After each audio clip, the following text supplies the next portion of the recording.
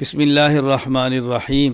حضور اکرم صلی اللہ علیہ وسلم نے جو دعا ہمیں سکھائی ہے ہمیں اسی دعا کو مانگنا چاہیے۔ نبی کریم صلی اللہ علیہ وسلم نے یہ دعا مانگی ہے، اللہم بارک لنا فی رجب و شعبان و بلغنا رمضان۔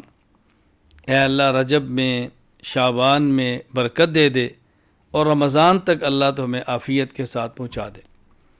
باقی یہ کہنا کہ جو شخص رجب کی مبارک دیتا ہے تو اس پر جنت حلال ہو جاتی ہے، جو سب سے پہلے دیتا ہے اس پر جہنم حرام ہو جاتی ہے، اس قسم کی من گھڑت روایات پیش نہ کریں۔ جہاں مبارک شریعت میں آئی ہے وہاں دیا کریں، جہاں نہیں آئی وہاں نہ دیا کریں۔